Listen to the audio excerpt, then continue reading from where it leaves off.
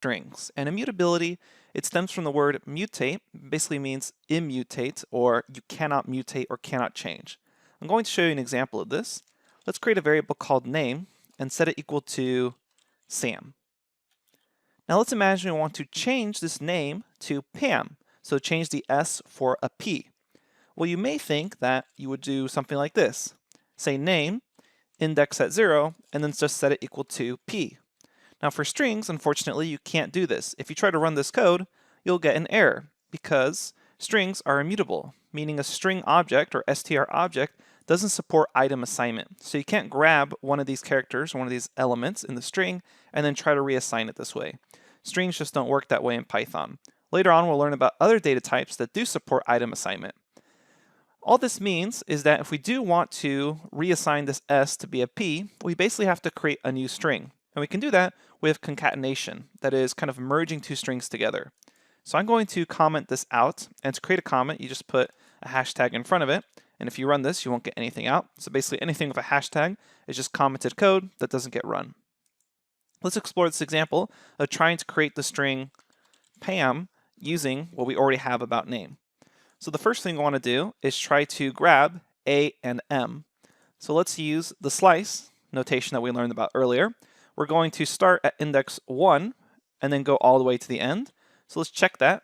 Okay, so that's AM, perfect. So we'll assign this to something like last letters is equal to name 1 all the way to the end. So then if I take a look at last letters, again I can use tab to autocomplete here. It says AM. And now what I can do is I can concatenate P to last letters. And the way you do that is with the plus sign. So we can say P plus last letters, and then we get Pam. So this is known as string concatenation. Let's explore a couple more examples. I'm going to say X is equal to hello world,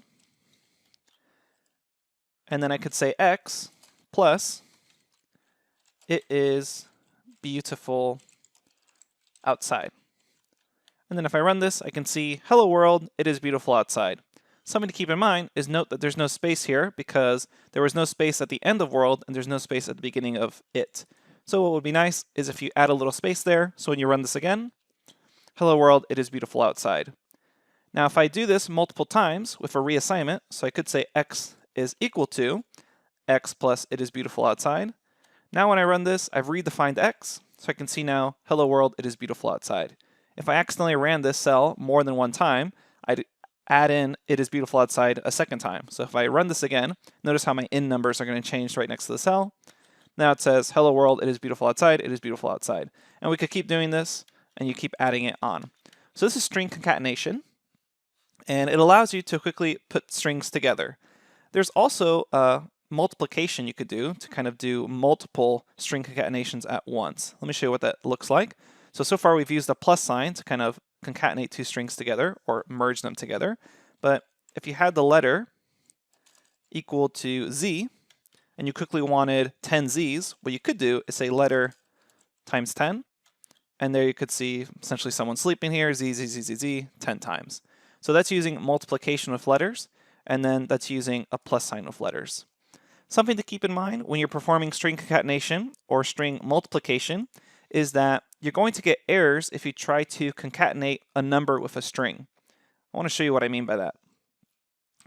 Imagine we're doing 2 plus 3. If we run this, we get 5. That makes sense.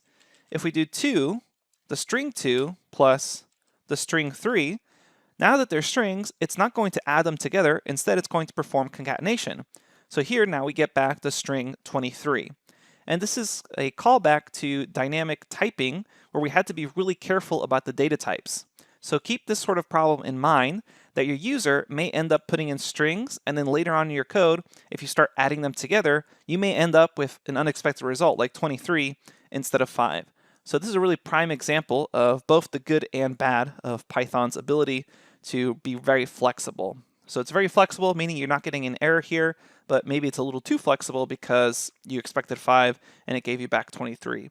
Later on, we're going to learn about a lot more ways that we can kind of prevent these sort of mistakes or errors. Let's continue on by discussing some built-in string methods.